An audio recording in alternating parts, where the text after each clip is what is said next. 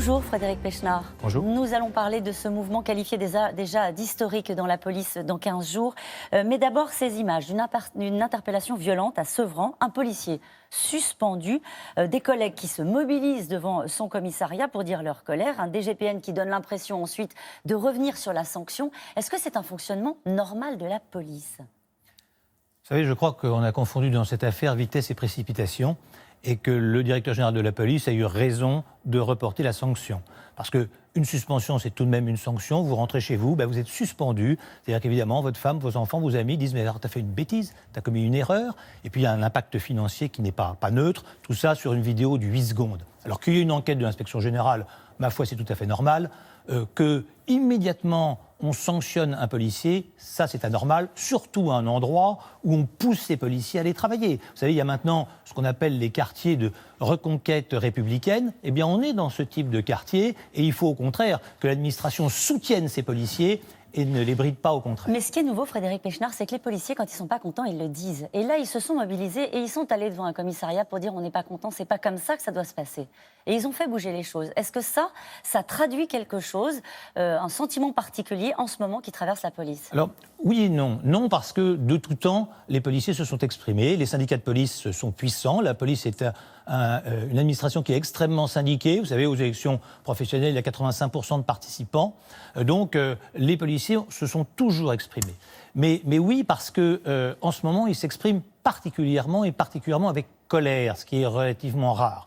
Et d'ailleurs, la manifestation unitaire du 2 octobre dont vous parliez, ça reste quelque chose qui est tout à fait exceptionnel, puisqu'il faut remonter à 2001, et il y avait eu des policiers assassinés à ce moment-là, pour voir ce type de manifestation. Donc on voit que... Qu'est-ce que ça raconte, Frédéric Pechnard ? Pourquoi est-ce qu'on en est arrivé là ?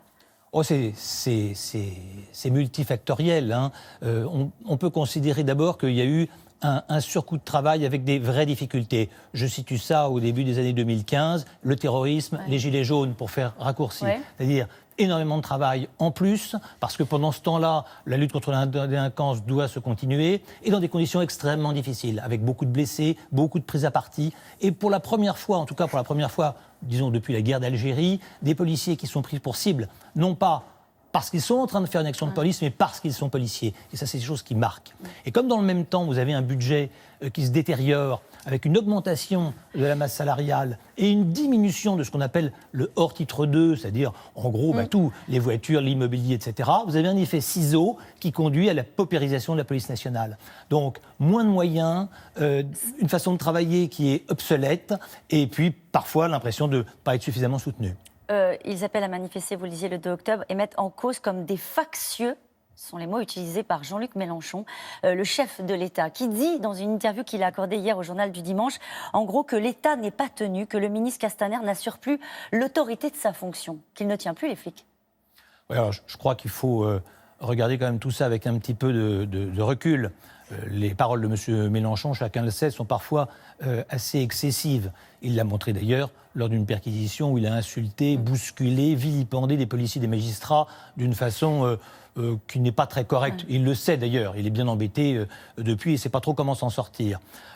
Après, je pense que la police, elle est profondément républicaine. Je n'ai aucun doute là-dessus. Donc il y a du respect des policiers pour le chef de l'État, le ministre de l'Intérieur, et ce n'est pas le sujet. Le sujet, c'est la politique qui doit être menée. Ce n'est pas une question d'homme, c'est une question de politique. C'est normal qu'il parle d'avertissement pour cette manif du 2, en disant on va donner un avertissement au chef de l'État. C'est normal ? Les policiers veulent se faire entendre.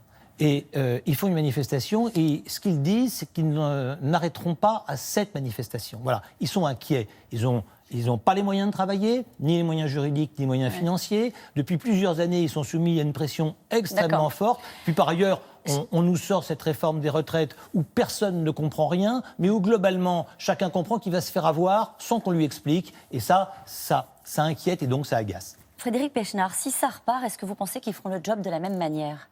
On parle des retraites. Il y a eu des violences à Nantes ce week-end. Il y en a eu à Marseille également avec les forces de l'ordre. On parle de la réforme des retraites, du retour des Gilets jaunes. Est-ce que si ça repart, la rue sera tenue ? Est-ce que vous en êtes sûr ? Oui. Oui, j'en suis sûr. J'ai une confiance extrême dans la police de mon pays. J'ai été policier pendant plus de 30 ans. Je connais les hommes et les femmes qui la composent. Je connais même encore maintenant la plupart des syndicalistes qui sont des gens qui sont responsables. Ils sont le dernier rempart. Mais voilà, c'est ça qui est inquiétant. C'est-à-dire que face au délitement de l'autorité de l'État, face à la remise en cause permanente de la République, finalement, le dernier rempart, c'est la police. Le jour où la police craquera, ça signifie que notre société sera au bord de la guerre civile. C'est pour ça que je ne le souhaite pas, bien sûr, Oui. mais je ne le crois pas non plus. Est-ce que vous avez peur que ça finisse mal malgré tout? Parfois. Parfois, oui. Oui, parfois j'ai peur que ça finisse mal, parce que souvent on est à un doigt, une difficulté. Et vous savez, il faut tout le professionnalisme des policiers pour pas céder aux provocations et pour pas commettre de gestes qui sont irréparables. J'ai des souvenirs comme ça d'émeutes à Villiers-le-Bel où il y avait des gens qui avaient des fusils de chasse et qui tiraient sur les policiers. Et à un moment donné, il y a un des policiers qui est blessé. J'avais été le voir, il m'avait raconté ça, j'avais été le voir à l'hôpital, et il prend des plombs dans la jambe. Et il sort son arme pour riposter, et en face de lui, il y a les tireurs au fusil, puis il y a aussi une foule. Et son brigadier lui met la main sur le...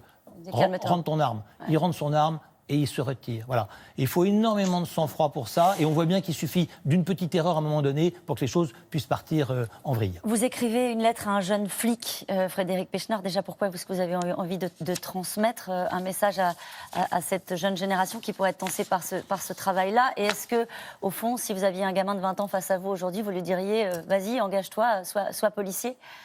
C'est le sens de mon livre. C'est de dire que si c'était à recommencer, si ma vie était à refaire, je serais de nouveau commissaire de police. Et je rencontre beaucoup de jeunes et je les pousse plutôt à être policiers, quand il me semble qu'ils ont vraiment envie de l'être et qu'ils ont les qualités pour ça. Et puis je pense qu'il y a un moment pour la transmission. Moi j'ai 62 ans. Quand je suis devenu policier, vous savez, pourquoi vous choisissez un métier? Il y a une part de hasard, une part de rencontre. J'ai eu l'occasion d'avoir une rencontre avec un jeune commissaire retraité qui avait 60 ans, l'âge que j'ai maintenant. Et c'est cette rencontre qui a été déterminante pour moi. Donc je vois bien qu'il y a une certaine angoisse chez les policiers. Je vois aussi qu'il y a une grande appétence pour ce travail. Il y a énormément de candidats qui se présentent. Et donc, à mon tour, j'ai voulu transmettre ce que j'avais vécu et la vision que j'avais de la police. Est-ce qu'au sommet de l'État, on connaît bien, à votre avis, les exigences, les contraintes de ce métier-là? Non, mais il n'y a pas qu'au sommet de l'État, d'ailleurs. Je suis toujours étonné par finalement la médiocrité du débat sur la sécurité qui, bien souvent, se résume à « il me manque des effectifs ». Merci beaucoup, Frédéric Pechnard. Ça vous rend.